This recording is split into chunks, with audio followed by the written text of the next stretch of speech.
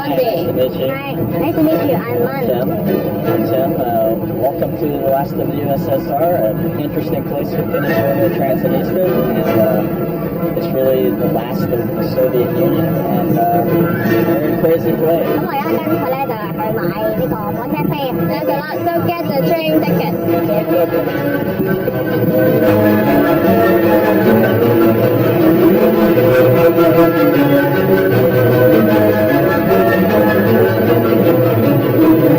我哋而家就係買呢個火車飛，就直接去德累斯特嘅，我以為要由莫都佛過去添，都幾方便。咁同埋我哋而家買飛咧，原來係要攞護照嘅。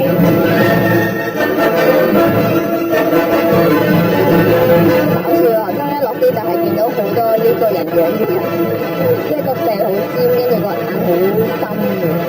咁咧，我哋頭先嚟到呢個火車站咧，覺得好靚嘅。咁我又唔覺得有太多前蘇聯嘅痕跡，反而好似一個教堂好歐式。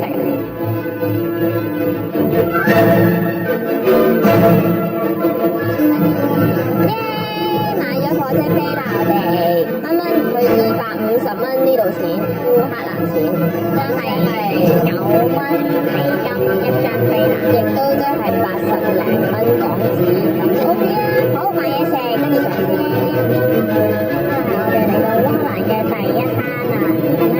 我哋就嗌我哋好正啊，搶到包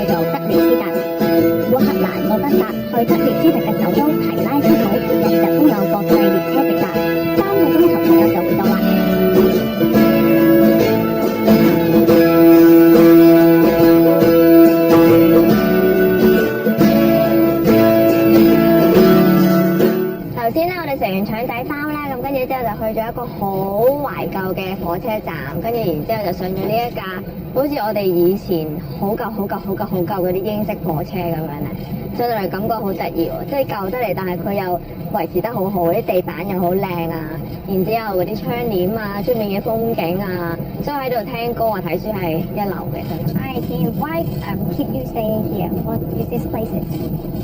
Well, a long time ago, I was just working and paying bills, and I decided this wasn't the proper way to live. It wasn't the proper way of life. It's much more interesting to travel. It's much more interesting to experience life each day new, like it's a brand new world. So how do you see Transnistria? Well, it's an interesting place. I traveled around the world, and I decided Eastern Europe was my favorite place. There's a lot of reasons for that. It's got a wonderful culture, wonderful food, great food, some of the cheapest prices in the world, 50-cent bottles of vodka, wonderful food, and some of the most beautiful women in the world. So by then you become Transnistria citizen? Yeah, you have to become a citizen of Moldova because it's recognized by the United Nations. Transnistria is not recognized by the United Nations, so this would be completely meaningless. In fact, all people who live in Transnistria have a foreign passport. Like 60% have a Moldova passport, and they have Russian passports, Ukrainian passports, and even Romanian passports. So everybody has a passport from another country because their passport is useless except in this little 10-kilometer strip of land. So in Cantonese, we saying Transnistria is Statlipsida, but actually is there many names for it? Yeah, well, only foreigners call it Transnistria, which means like transit Dniester River. So only foreigners call it that, but all the locals call it Dnistrova.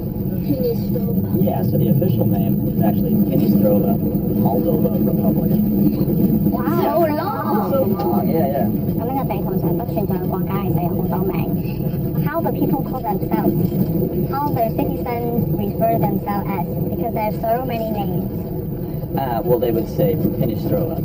Just Which that, is over. just that. But most people, if a foreigner asks them where they're from, they say Moldova because, like I said before, most people have a foreign passport, Moldova passport, most of them, or Russian or Ukrainian.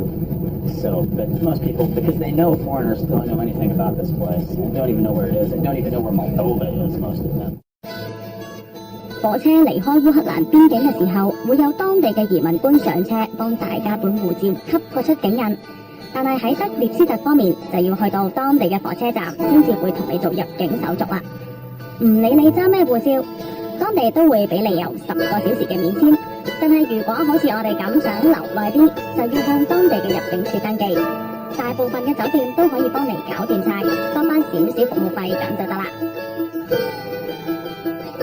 好啦，我哋而家已經由呢個烏克蘭入到去德涅斯特㗎啦。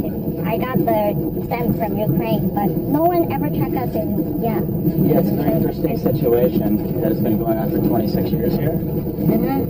Ukrainian exit stamp. No Moldova entry stamp. You don't get one because you're now in the breakaway, unrecognized republic, old Soviet Republic of Transnistria and Kostrova. And they don't stamp you. People get freaked out and they go, well, what are we going to do? Well, it's been going on for 26 years, so at the airport, they will give you a Moldova stamp. And they'll just look at your Ukraine exit stamp to see when you cross. So it's okay. But a lot of people freak out about 只 it. 係我哋入境嘅時候就有烏克蘭嘅入境，但係出境咧就係摩爾多瓦嘅出境。係啦，咁所以咧證明咗我哋真係入咗呢個地圖上不存在國家係冇嘢㗎。由於